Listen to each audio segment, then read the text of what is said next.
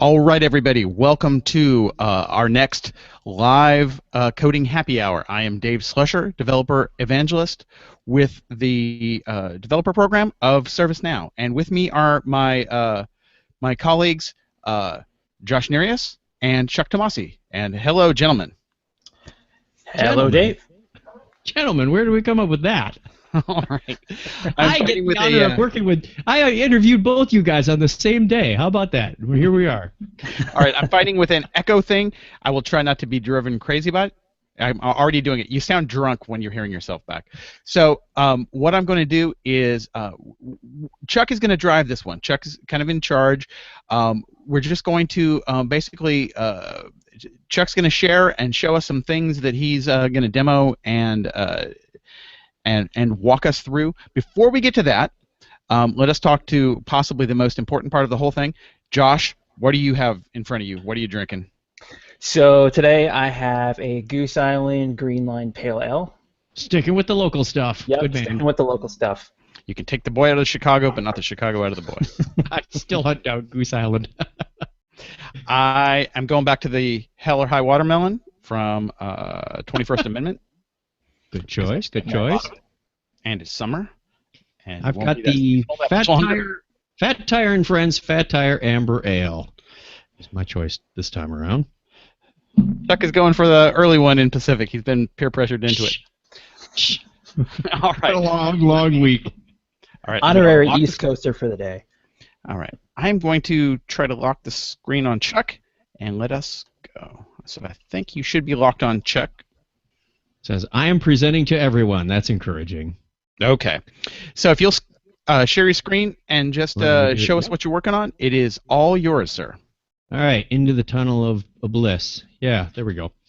I have been spending quite a few hours on the community of late, and an interesting one came up this last week where a gentleman said, hey, I've got this text similar to what you see on the screen, and I want to store it.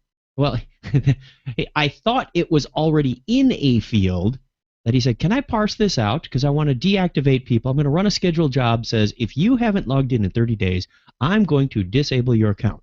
But I want to save your information so that if you reactivate, we can restore what groups you were in, the default group that he added, etc., etc. And I went, okay, well, that's easy enough, assuming he already had this information. Then a couple days later, he says, now, how can I create the text for that field? No, wait, there's a better way to do this. Let's not put things in human-friendly form if the machine is going to be the primary consumer of this information. I can understand, wanting to look at this and say, oh, that's nice information, kind of as a log, but my idea was let's save it in XML or JSON format so that we can easily populate it back in a systematic way and extend this a lot easier rather than is this comma separated? Is there a groups field? Did somebody edit it and now there's too many spaces and it throws our parser off? That's no fun. So this is the kind of the backbone of where the idea came from. I'm not going to write a scheduled job that runs once a night. I'm going to run a UI action so I can run it on demand.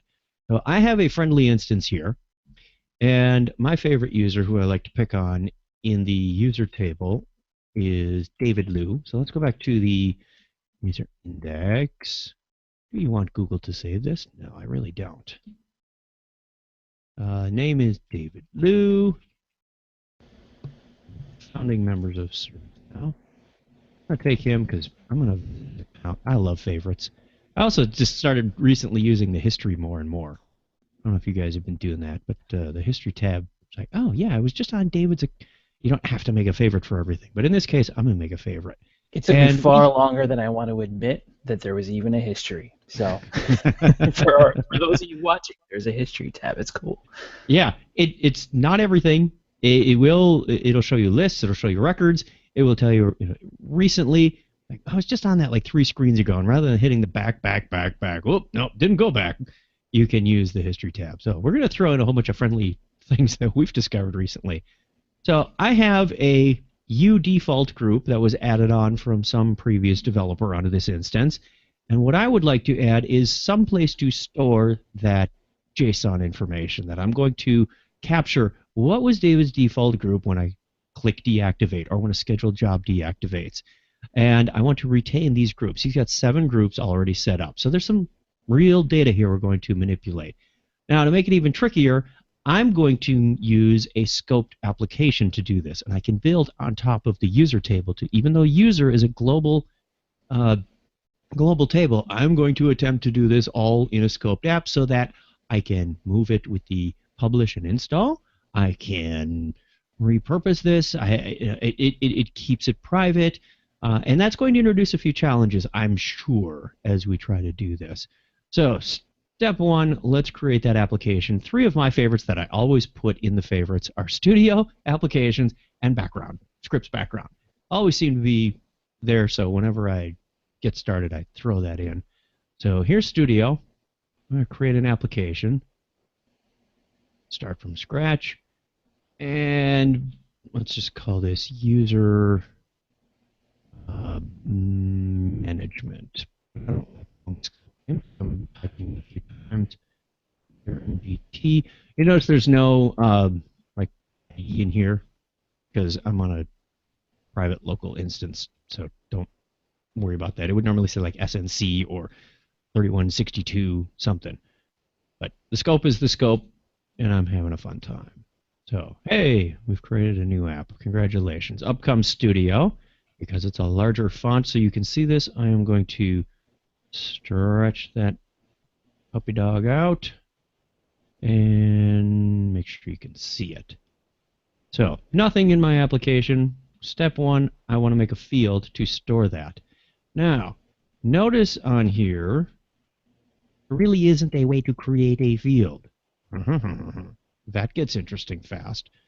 So, we have our scope selected. I put the application picker up here. If you haven't done that before, you go into your settings, developer, show your application picker. It's another common thing that I do as a developer all the time. So in this instance, I already did it. I have my user management application, but what I want to do is go back to David's account and put a new field on there. But if you look and you say configure dictionary, I have a lot of ways I can create fields. This one just happens to be one that I use in rare situations where I'm adding a scoped field to a global table. So I did this in my loaner request application before. It's going to come up again here. It's just one of those things that if you try to modify the form, it goes, no. This form belongs to global. Right. In fact, let's check that out. Just so you know I'm not lying. History. Go back to David Liu. Configure, form, design. And it sits there and it goes loading, and it's all grayed out. I don't have a save button. I can't really do anything with it. I go to field types, and I want to put a new big old string field on here. It says you can't do that. This isn't your scope. This isn't your form. So I already knew that from previous experiences, but I'm just showing you. You say, well, maybe we can do this with form layout. Let's do this with form layout. And it goes, well, you're in the user management application. This section belongs to global. What do you want to do? Do you want to edit this section in global? Well, then I lose my ability to capture that in the user management application. Do you want to create a new section? Not really. Do you want to create a new view? I want to create a new view, just for the sake of this. And to make it really badly named, I'm going to call it JSON.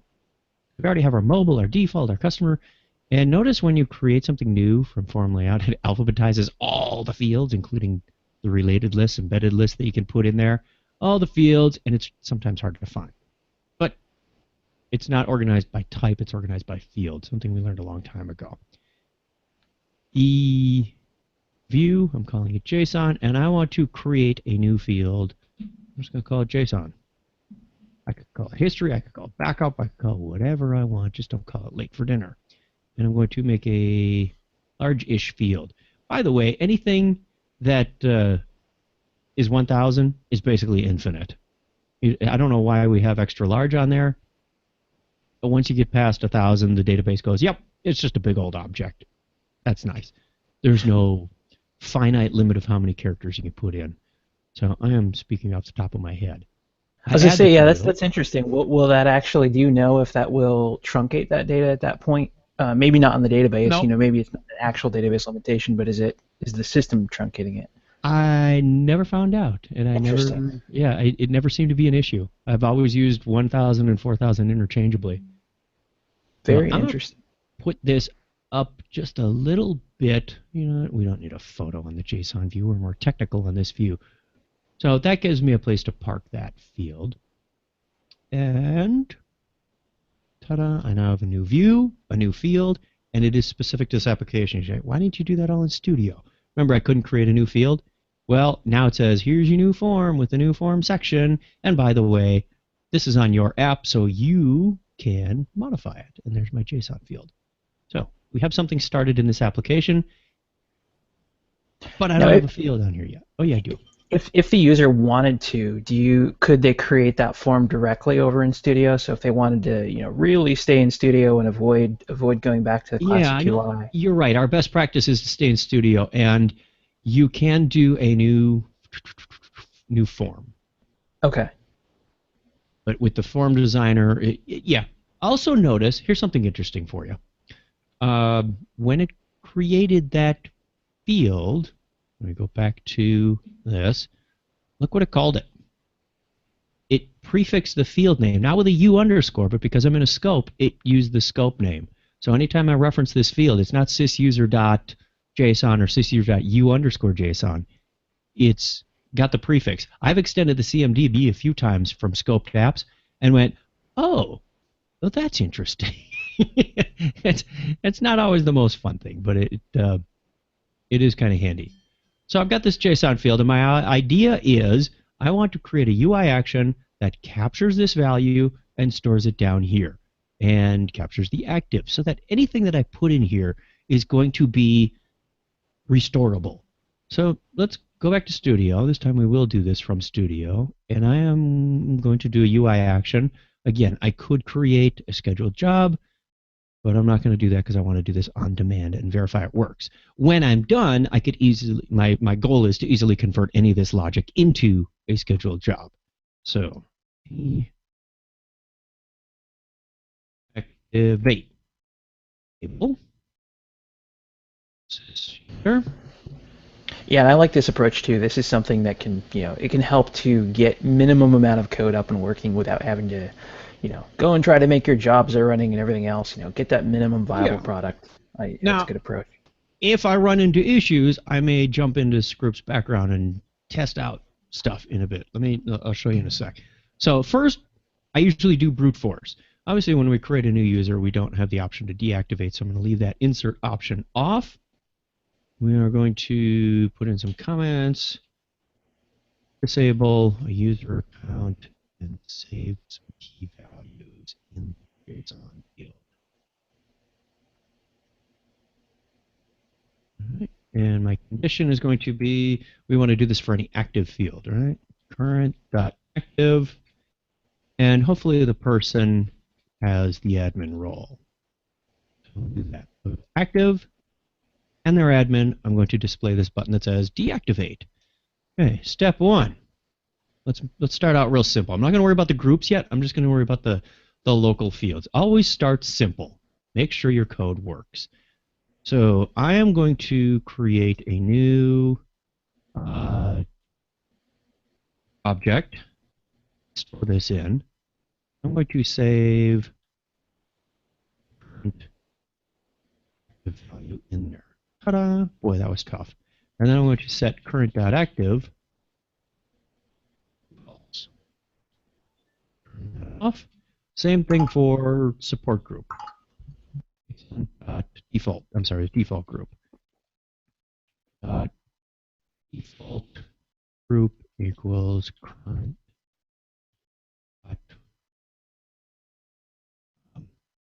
Default group. Brute force here, kids. Default group. And Chuck, while you're typing that, Yeah. let me just go ahead and say logistically, anybody who, if you want to ask a question, if you go to the Hangout page and you leave it there, then I'm monitoring that, and I will read that to the guys. Good idea. And let's see, we saved it. We also need to print name of the field. User MGT JSON equals JSON.stringify. I love the name of the new methods, by the way. Input and decode. Let's save that as a string. Update the record. Apologize for the typos here. This is not my normal keyboard. It's off-centered. I'm going to see if I fix it. Blaming the keyboard. Yeah. Set direct URL. Stay on the page. That's our trick for it. Don't go anywhere, kids.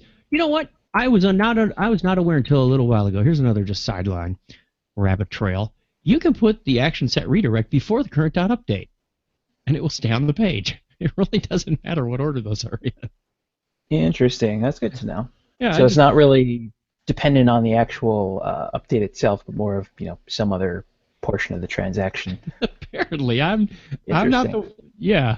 That one blew me away. It's like code usually runs line 7 before line 8.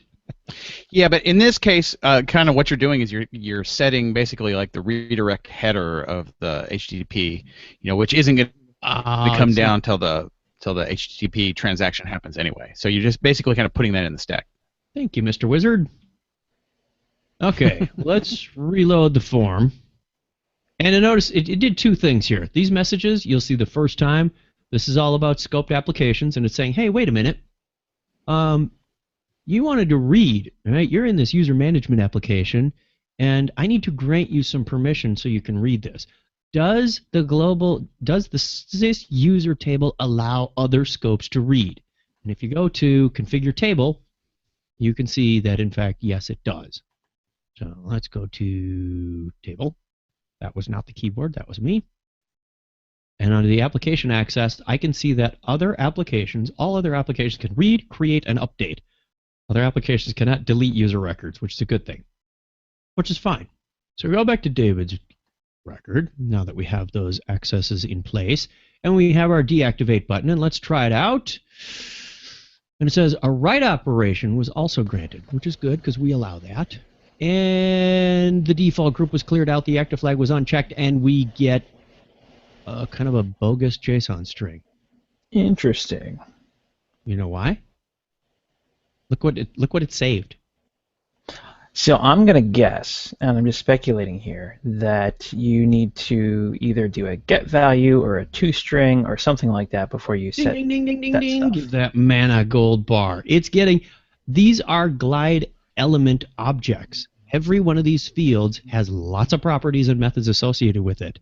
So you can do things like set value, get value, set display value, all sorts of good stuff comes along with this. So referencing current.active is saying, I want the whole freaking object. We don't want the whole freaking object. We just want the value. I run all the time, and it's another reason, if you watch the old Tech Now videos, I overuse get value, just so I know exactly what I'm getting. Yeah, I have a tendency to do the same. I think got bit by the other problem quite a few times. Especially in while loops, when you're saving sysids, that's where it comes up most often. Oh, yeah. When someone on the community says, how come my code isn't producing the right sysids? I think that's the first thing I look for. And you had mentioned a couple other ways you could do this. You could just as easily say either of these, active equals current. I've seen these used a lot, even in out-of-box code. Active.toString or copy paste. Woo, I can still copy and paste on a Windows machine. That will convert it to a string, which I don't really care for converting an object to a string that way. Other people have done it this way and said plus nothing, which converts it to a string also. I like to do this because it shows I know a little bit more about the object, and I'm putting on my big boy programmer pants and using getters and setters effectively. Yeah, I think it's probably, at least to me, it feels like the most correct way. It's not that the others won't work, but it feels like the cleanest way to do it. And I think Right. somebody out there in the community actually did a post about this, and they Really? did some comparisons, and they found that get value is faster. So Yep. I just a have little bit. heard some people when I was doing the app dev course at Knowledge 16. Somebody said, I think that's where I heard it. They said that get value can return incorrect results, but I don't recall the exact situation or scenario or have a code example. So if I didn't see it in writing, it didn't happen. Interesting. Yeah, I'd have to look into that one a bit more. Yep. Yep. Yeah, I- a lot of this is just a matter of taste, but like me personally, I don't necessarily like the appending of the empty string because just because it's not so explicit. I actually, Chuck, you were saying you didn't like the two string. I actually like that better than the empty quote because just because it's direct and and intentional as opposed to kind of being a side effect of the coercion. if I'm using an integer variable, I'll definitely use toString because there aren't a whole lot of methods that come along with that. That makes sense that I'm converting one data type to a string. But this is getting the value of an object, so let's use get value in that case. All right, what do you think? Is it going to work? First, let's get rid of this. We got to reset our data model. Have the restore option working because there's nothing to restore. And also notice when it deactivated, it also locked out. I think there's a business rule that's doing that. There is, yep. Okay, I'm not sure what the logic is for that. We have a default group, we have active, and we have no JSON. We have the deactivate button. Drum roll, please. Yes. Notice that it Bingo. saved a 1 instead of a true. A string 1, no doubt. I think that's very fascinating that our booleans are actually stored internally as ones and zeros. That is String interesting. ones and zeros. So just like properties, don't trust what you see and go, oh, that's a true. Is it a quote, TRUE quote, or a boolean true? You can get caught by these little subtleties every once in a while. But we have that stuff. Now, that was pretty hard coded, and it's going to make the restore a little harder. What I'm going to do to make my code easier to maintain and extend later, because somebody's going to come along and say, I want to save the groups. And now you got to put a big while loop in here. I like to make my business rules and UI actions as small as possible, tight and succinct, and reuse the code and make it easier to test. This is kind of tough to test unless you're willing to go reset the fields every time it fails. So, another reference back to, I think it was Tech Now episode 6 on script includes. We're going to make a script include. So under server development, let's make a script include and call this. Here's another shortcut cheat that I use. In scoped applications, you don't need to reuse the whole thing because the API name comes across, and if you're referencing it from that scope, as long as you don't have two script includes called util, that's fine. As a best practice, I would give this a better name. But a collection of these.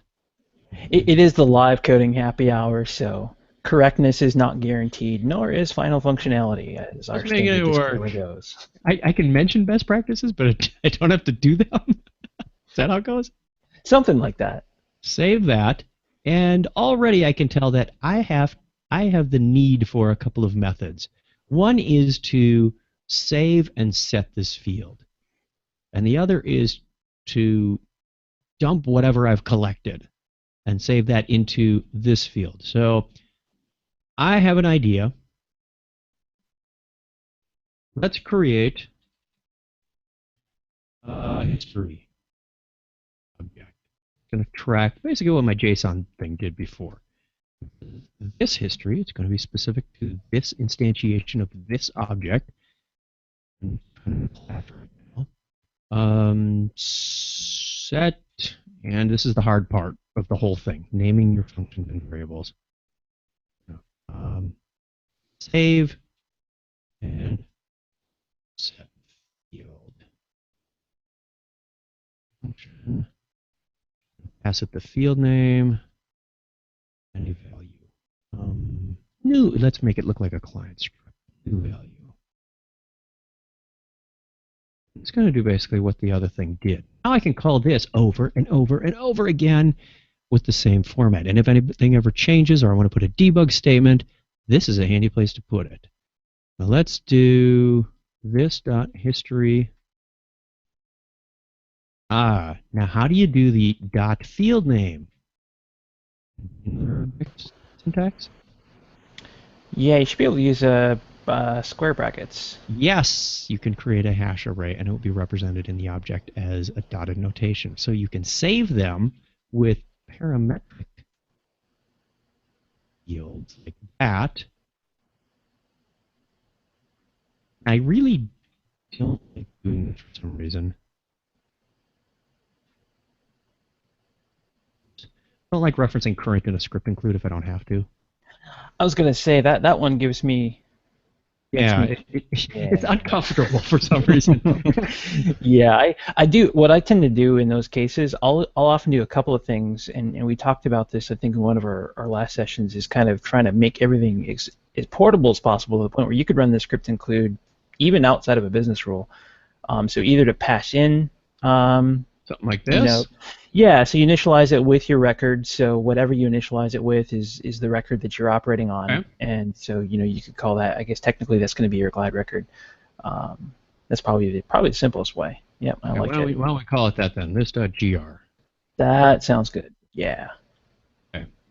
Let's see how it works. Again, this is all trial and error here. So yeah, that makes more sense. So when we initialize the method, the class, the object, it's going to inherit whatever we pass. So obviously we've got to pass something, which is going to be the current object. Or, like you said, if you're going to be using this from a scheduled job, you don't have a current. You got to go get your own. So that makes more sense. And then this.gr set value, field name, to new value. Although, here's my question for you, Josh. Now, this isn't actually doing a current, so if I do a current.update in the UI action, that's not going to be the same object. This is a copy. How do you get current updated? So what we're actually getting here should be a copy of the reference, meaning that we can. Oh. Yeah, we should be able to do set values on the GR. And it's not a copy of the object, it's a copy of the reference. Exactly, yeah. So this is where JavaScript gets a little weird about pass by reference versus pass by value. Yeah. Technically it's it is pass by value, but the value is the reference, not the object itself. Hey, if I go back to my old C days, I can pass an ampersand in my OBJ, right?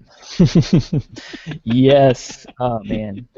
Ampersand. I do format in K&R style if you haven't noticed. Old man at the keyboard. Okay, and what was the other thing I said we needed?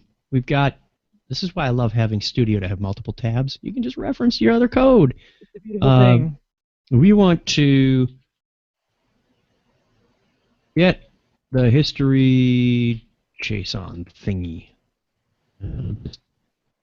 These functions don't have to be big. They don't have to be, like, the smaller, the easier they are to code and debug. I was looking at some of Dave's code today. Good stuff, man. You had like one class that had 4 objects and 3 of them were referring to the first one. It was awesome. Or 1 referred to 2 and 2 referred to 3. Like, I can get behind that because all you did is like add 1 parameter and call the other one, which called the other one. Okay, we're going to let's pass the history. No, not the string. We want to get the history. We're going to dump this out. So again, while you're doing that, let me read Steve Young's comment. I believe Steve was the guy. Was Steve Young the guy who started this whole thing? Yes, I believe he was. I think he inspired this exercise. All right, I'm going to read Steve's comment for you. Hey, Chuck, I'm watching your presentation. I already had the code in the field. I just needed help parsing through it. I wanted a way to automate the deactivation process, which the schedule job does. When we reactivate someone, I wanted a UI action to click one button and then add them back all to the group. And I'm assuming that's kind of the end state. That's like where we're going to get to by the end of the hour. Oh, yeah. Yeah, well, time permitted. We're already halfway through the hour, and I haven't even started the reactivate part. But that'll go fast once we get the script include in place. So I'm going to stringify this history. Return a string. I am also not commenting these. So bad on me. I would normally put about 8 lines of comment for 3 lines of code. Okay, we have save and set. Do the history thing. Now let's upgrade this. We don't need this because it gets created when we do our user utilities. I hate this. I'm going to do it anyway.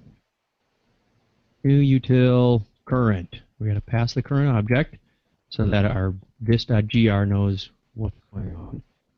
We're going to set and save the active field, or save and set. You got set and save. This is another reason why it's Studio. It's nice to have here so you can remember your own API name. Save and set field. Copy. Here's how you avoid typo errors. Copy and paste. Save and set field. Active and set it to false. Let's do another one. Oop. Paste. Hey. My copy buffer is volatile. Default group. This keyboard is actually hurting my hand. And after I save the value, I'm going to set it to nothing. And then I'm going to take and dump that thing. What was it? uu.getHistory.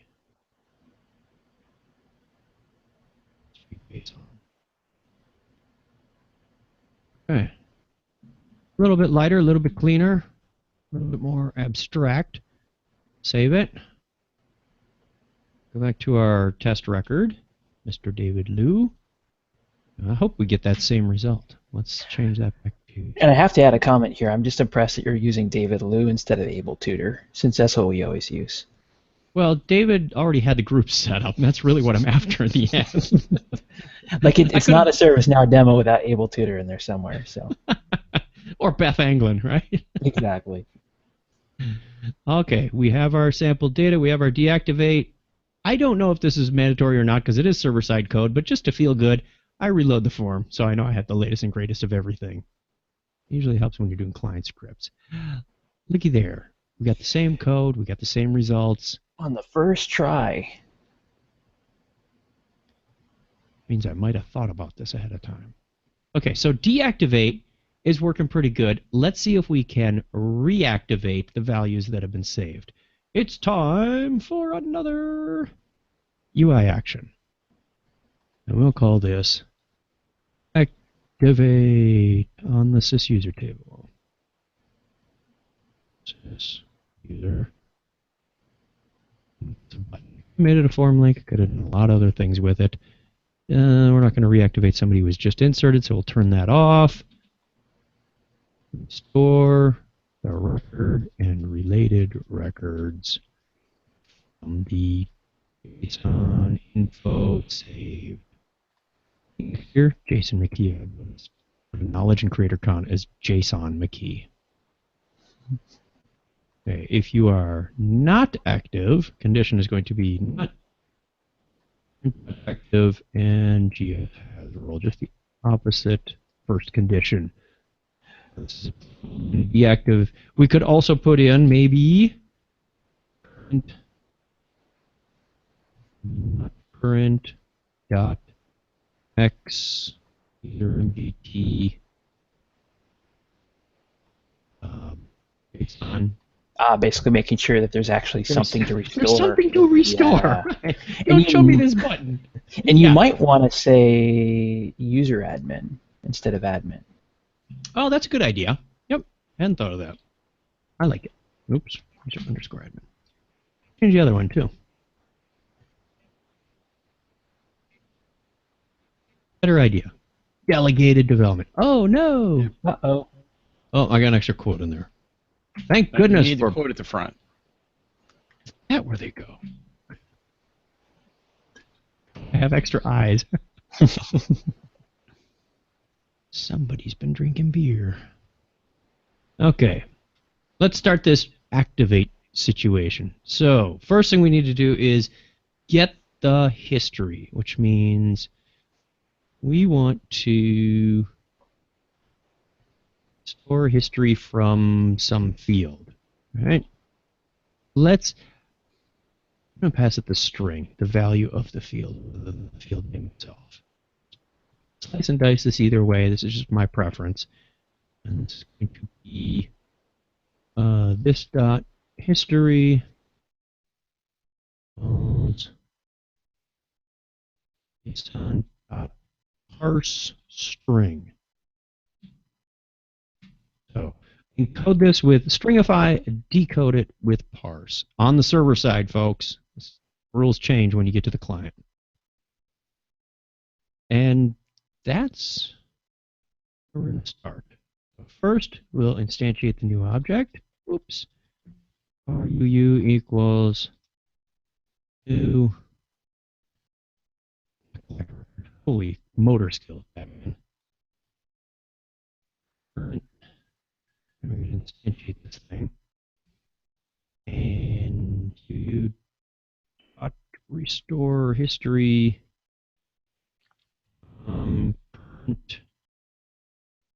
At value x user mgt.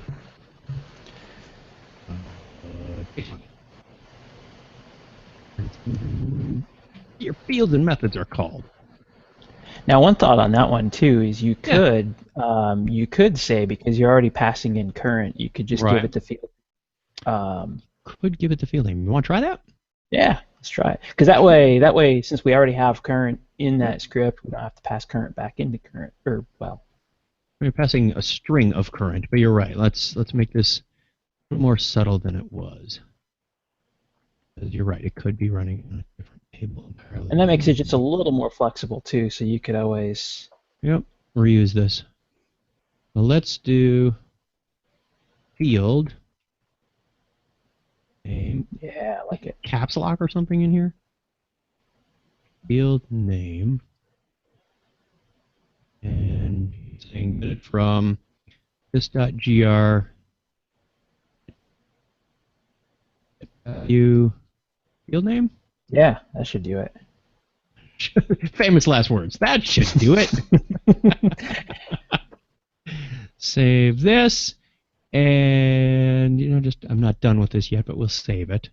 Oop. Hey. There it is. Okay.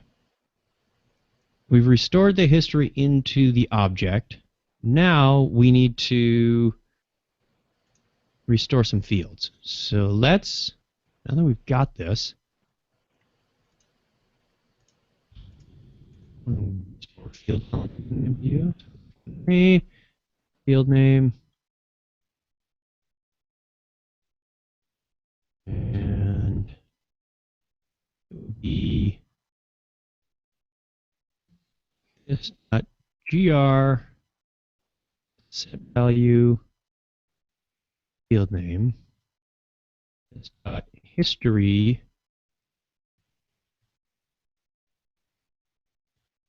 sub field name. Yeah, look good. Yes, we're setting the value. That does look good. That should work. Let's save that. And we'll do uu.store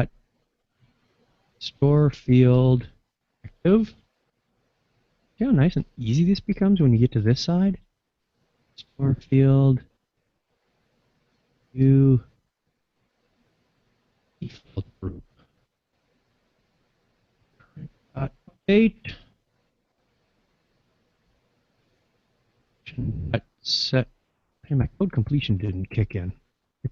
Action. Print. Save. You can do update in Studio. It will do the same thing. I'm just programmed. Yeah, I do that all the time. It's a hard habit to break. Okay, we are currently inactive, so the activate shows up. We've got the role. There's something in the field. We're good. Let's click activate. Bada boom, bada bing. We got our default group back. We got our active field back. Locked out is checked, and this needs to be cleared. Easy to fix, right? Nice. Hey, so we know that our object and glide record stuff passing is working really well. Better than I thought on the first pass. Darn, debugging isn't happening today. You here, we'll. Oh, I got an even better one. Watch this. R. I hate typing the same thing more than once, especially when it comes to literal strings. So now I can say in here, field. There's I guess a stylistic question here, which is, do you even need to parameterize that? Because the value you get from parameterizing the restore history would allow you to restore from a different one. And is that even a thing that that would matter to us? It's like it would only matter if we had like multiple JSON fields, right? Correct. That's a good point. That's a good point. So maybe I am over complexifying this a bit. Yeah, I guess the only difference would be is if you wanted to make this generic enough that you could call it from a different record.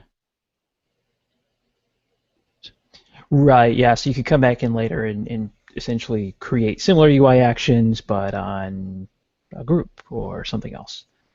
Right. All right, belay what I said before. Hey, that's why we're here, man. Throw ideas against the wall, see what sticks. You can always make this easier. So theoretically, we no longer have anything in this field, but everything's been restored. Oh, we've also forgot to lock. And on that locked out checkbox, by the way, if you deactivate someone but locked out is not checked, they can still log in, which is kind of weird. Huh. So that's I think part of why those are in sync that way. Okay, makes sense. Because the philosophy is, I'm deactivating them, their account went away, they're not an employee anymore. It seems like other logic ought to be looking somewhere else, but they must have a different purpose elsewhere in the code. Yeah, I think so. Okay, deactivate. Saves our values, sets locked out, active is stopped, default group, activate. Locked out is unchecked, active is checked, service group, hey, that was pretty easy. Let's go for the throat. We want to save these guys next. That's going to be fun. Now, Actually, before you move on, just one other thing, and I think I like your approach here of doing a restore field because it lets you be very explicit about, I only want to do these fields. Mm-hmm. There is also glide record util.merge to gr, and that can be interesting because you can actually take a JSON object like what you have and say, go and apply every field in this JSON object to this glide record, and it just does it all in one shot, which is pretty cool. But it does, you have less flexibility. So I may or may not be something that you need here, but just as I was writing this, I was also thinking, what if you passed it an array of field names? Yeah. And then you could just do it in one call. Here are the fields I want to save. Here are the fields I want to restore. So that's another possibility that you could do. It's just going to go into a for loop. Mm-hmm. So save and set fields, saving what the new values would be. Could be a little interesting. You might have to pass an array of objects, and then it's like, well, am I actually saving anything at that point? Yeah, at that point, the original thing was the easier way to do it anyway. So yep. But kind of in keeping what you were talking about earlier, Chuck, is I would kind of maybe, if I were going to do that, would do a restore fields function that took the array and then just called your restored field over and over. So it'd just be a very simple, like 3-line function. Yeah. Build one simple method and have a more complex method called a simple method. Mm-hmm. Yep. You inspired me this morning, Dave, when I was working on the GTD app. Like, why don't I do that more often? And by the way, that's not where that started. That was like the fourth pass of refactoring. It's one of those things that the nice thing about sometimes, like, the longer you code, it's actually beautiful. Is the longer you code, the shorter. The longer you work on something, the shorter the code gets. Let's do save group memberships. Go through that whole related list and save the value into that same object. In this case, that glide record history thing wouldn't work. Saving some off-planet. Yeah, and there is an ignore thing, so you can say, but ignore this one field, but then it just starts to get weird. So I think you're on. I like what you've done here. RGR. I don't use this macro very often, but boy, it's fun when you do, isn't it? You know about macros in the editor? Oh yeah. Okay. I think I only use them for demos. Here's another case. Here's another thing I like to put in my initialize. My scrolling is a little off here. But I like to hard code things up here. I have written applications many times and tried to convert them from scope to global, and it's really easy to update your script include if you have your literals declared up front, almost like constants. So sys user member, and again, I don't like typing things more than once for literal strings. So let's put not the literal name in here, this dot member table. Woohoo! Done and done. And we want to find out all the records in GR member where user, I'm a single quote kind of guy. I don't know about you guys. I am. It's if I'm writing HTML, I'm not so much, but in JavaScript, I tend to go for the single quotes. Oh, GR. We need the GR get value. So that's the user's sysid. We're going to find all the users in this table that match that. Let's go get them, and let's go save them. So I'm going to say this dot history dot group. What is group?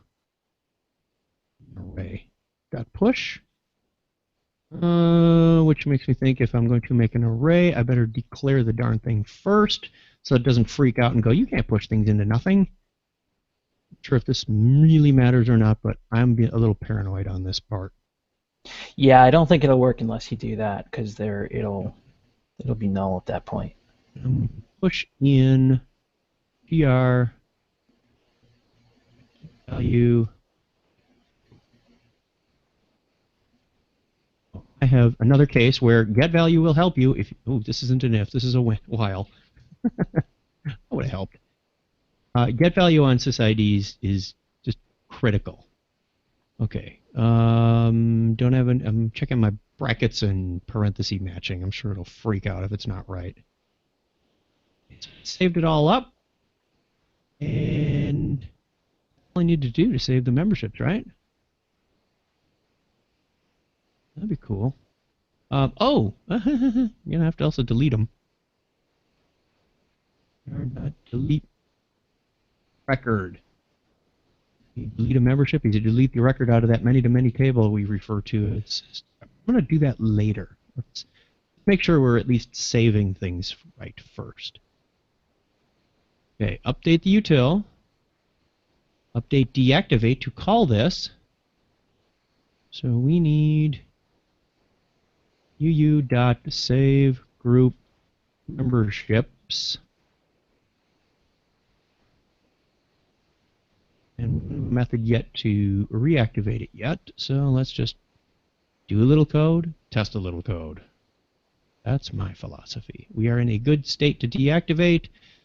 Feel the warm and fuzzy by redoing this. Deactivate, and it says you now have read access against this other table because it's a cross-scope application. Looky there. I'll bet if you count these sysids, 1, 2, 3, 4, 5, 6, 7, and David has 7 groups. We have saved this in the group array of this JSON object. That was sweet. Looking good. Nowhere am I using get display value and set display value yet because this thing really doesn't care. Okay. Let's do an attempt on restoring those. This is the fun part, kids. Store group memberships.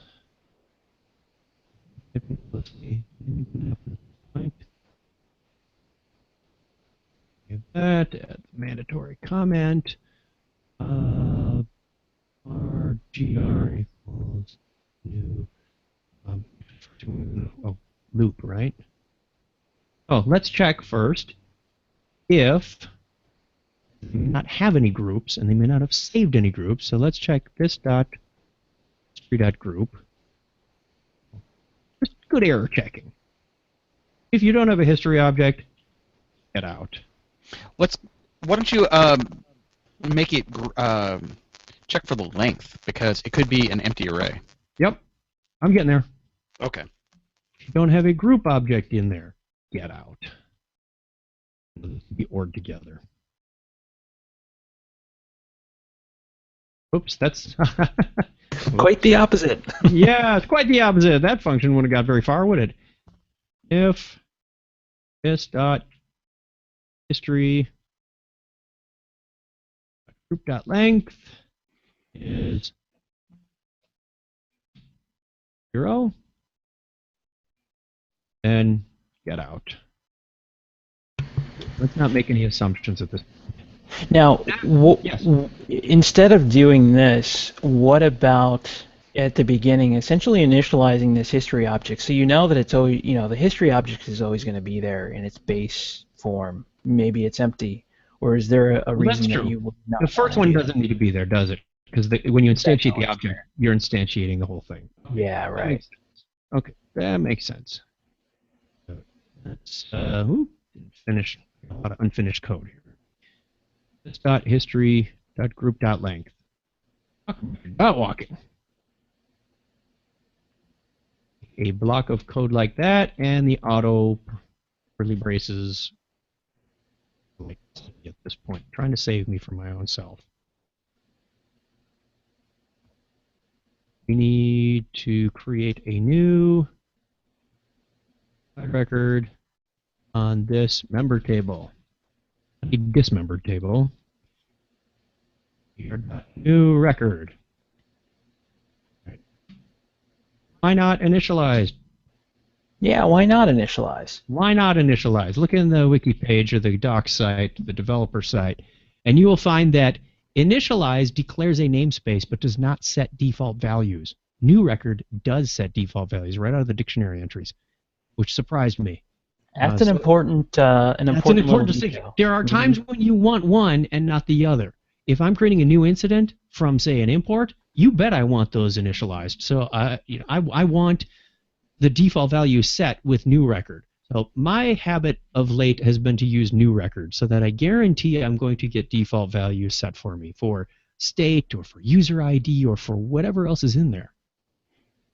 Hey guys, just to let you know, the screen sharing seems to have stopped, and I'm looking into this. So if people are commenting on this, we're just seeing Chuck's picture, although I personally am seeing your screen, Chuck. So Yeah, so am I. That's pretty interesting. Well, you and I are on a Hangout, but we're not broadcasting. The broadcast is coming from the ServiceNow developer account. If you look at YouTube, what you see is your picture. Let me try and just stop sharing and reshare. So screen share, screen 2. And it is back. And that, it is back. Okay, good. Hopefully that does the trick. Where were we? We were restoring records. So whatever this group is, I did call it GR, correct? Yes. The user going to be this.gr. SysID. We instantiated that in the beginning. The group is going to be this.history group SI. And that's pretty much all you need. We are going to insert that in. Anything? Go through it, set up a user, set up a group, insert the record. That's it. And since we're activating that, let's also activate this. Deletes them.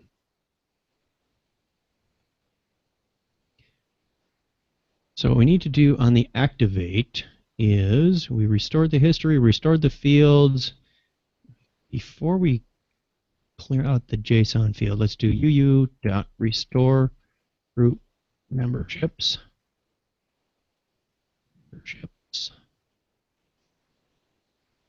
And fingers crossed. What's the state of our default data? We want to activate that, but all right. We're ready, except we're probably going to end up with duplicates the first time around, which is fine. Because there's already data there. I just don't want to lose it. Oh, fail. We don't have cross-scope permissions. So sysuser GR member is saying, no. I'm not letting any other scopes read and write record or create and delete records on me. Not in this lifetime. So it restored everything else, which looks good, but it's not letting me add or delete these tails on this records on this many-to-many table. Thoughts, gentlemen? So I know that within each table you have the ability to set this, but this does bring up an interesting sort of design decision. Yep. Around, do you actually want to go out there and open this up? And I think in a lot of cases the answer is probably no, because this is going to open it up for... it's opening for everything. Yeah. Right. This is where you start crossing that line of you've got scoped apps, you've got global apps, and the reason they're scoped is to keep them from stomping all over other apps. So you need to make an architectural decision. If I'd done this as a global app, this isn't an issue. I could have done all of this in like 15 minutes ago. But I purposely wanted to do it as a scoped app, so we would run into thoughts, decisions, discussions like that. Yeah, that makes sense, and definitely something to think about, because it's better to find that out before you go and build all this and work around other things. Yep. Right, and you also have a big difference in how you're going to approach this if you're building this for someone else versus modifying your own instance. Because if this is the user experience of, let's say you were distributing a scoped app, this is probably might be a deal breaker to ask people to have to do something like this. Exactly. Versus you're doing work on your own instance that you can control in house. Yep. We're having a good discussion. We got 4 minutes to wrap this up. What I'm going to do is turn it on just so we can finish this demo and show that this is a great way to do it. I'm going to say create, update, and delete. I really don't need update because I'm not updating any sysuser GR member records. But let's go back to Mr. David Liu's record. We'll deactivate him one more time. Delete operation was added, and I should see all the groups gone. But they're saved up here, which means that UI action is working. Activate says, great, now I've granted you create access to that table. It cleared that out. It restored default group. It restored active. It turned out locked out. And my groups are back. So Chuck, here's the thing I don't know, and maybe we can experiment with this in our last minute, is now that you've got those cross-scope privileges, what happens if you go back and change the table? Do you continue to maintain those cross-scope privileges? Oh, that's an interesting idea. Or could you set those privileges in, say, a fixed script? So when you install this scoped app, it turns them on for you. But you better, like you said, if you're distributing this to somebody else, you better be really clear about what's going on. Figure table. So you want to know what happens if you turn them off now. Does it revoke those privileges? I don't think it does, to be honest. And I'm sure the privileges are still there in that they exist in the application, but I'm going to guess that it's not going to work. But that's my guess. We're placing bets now? Is that what we're doing? That's my bet. I'm going to bet on not working as well. Denied. Yeah. It does check them each time. It doesn't say, I don't care if you had those privilege records set up. It either revoke them or it's checking, and then it's got to check 2 places then. I think... Now, I'm not definitive on this. I think what's happening is that you basically have 2 sides of this. You basically have an outgoing and an ingoing thing. So what we've added was the outgoing thing from the scope that says that this is in my list of things that I can let go out of the scope. Yep. But you're now saying I'm not letting anything come into this table from outside global scope. Right. So lots of good discussion, lots of learning we did. And the UI actions, nice and tight. If I need to extend this to other fields, I can add some save and set fields and some restore fields if I want to create the new tables. This also, like I said before, lets me dump any of this logic. I didn't get to unit testing here, but should something have gone wrong, I could take any one of these and test them in script's background. Fortunately, everything went right this time. But I have run into situations like, why is the group list not working? Oh, I didn't put the get value in there or something of that nature. And you can go into scripts background and start debugging this with what Andrew and I used to call the faux current method. And we'd say, copy the sysid, go to scripts background, and say var ID equals paste that, keyboard var current equals new record sys user keyboard. So effectively, you're set up and tear down types of scripts for your testing runs to say, hey, Right. we're going to introduce these things that would not be there otherwise. And here, even better, cs.print value display value. Right. And that it says this is David Liu. Happy, happy, joy, joy.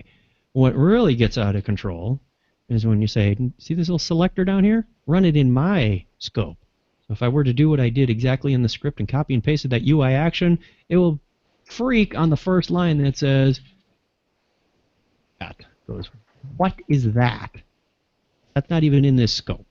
So I go, okay, well, put it in the user management scope.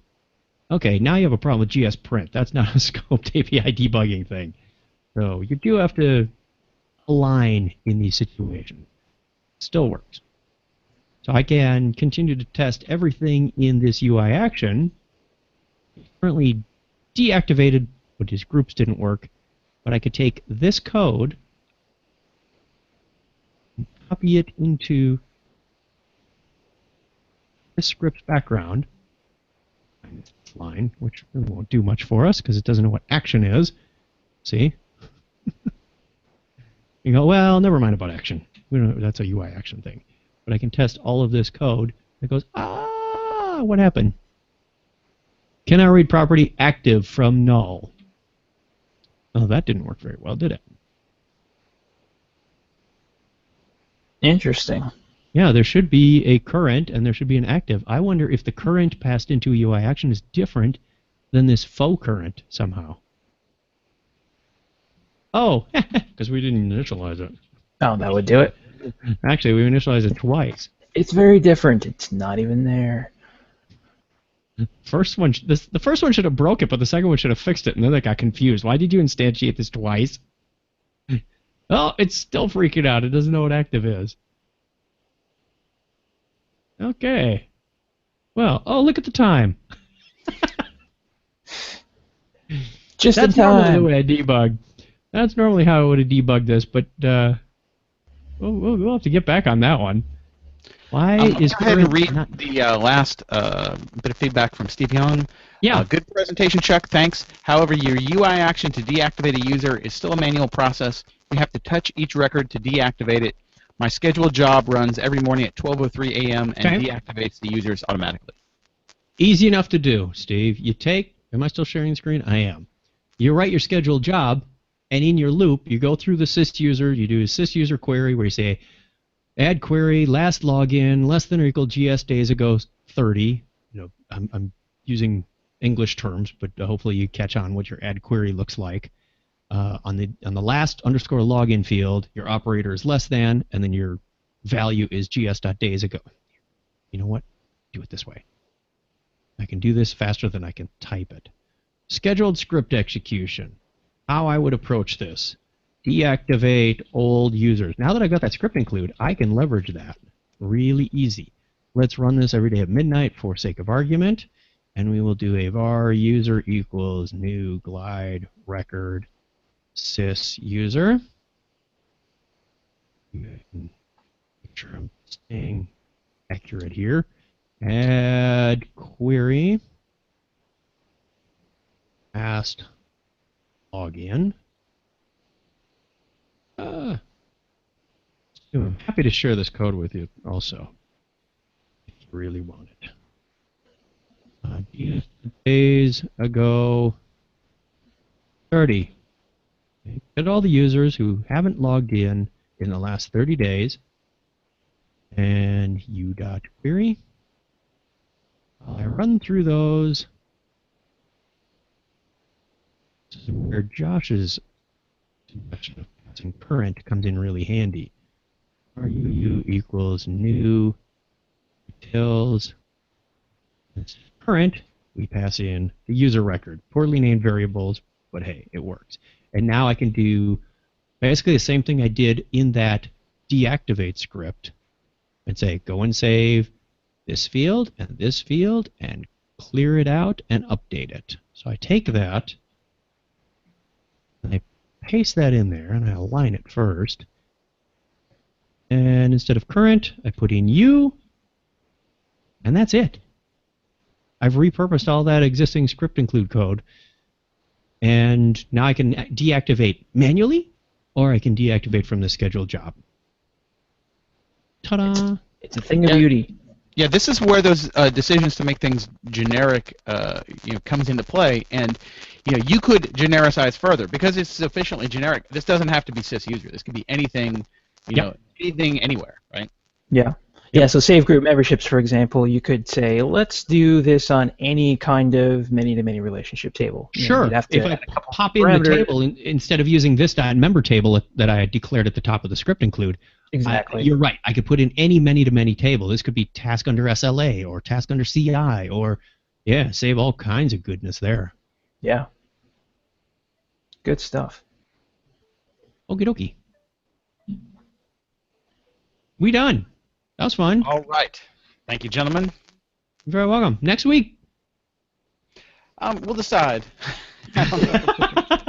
We have to have a sufficiently complex but lengthy, simple enough but complex problem we can try to solve in an hour.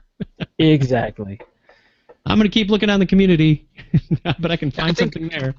In general, we'll think about it, but it's not a done deal. So this will be, let's say that it's a non-guaranteed, but we'll try to do this every week. Stay tuned. Follow us on the community. You know where to look. All right, thank you, gentlemen. And thank you, everybody, for watching, and we will catch you next time we do this. Thanks. Bye. Cheers. Bye.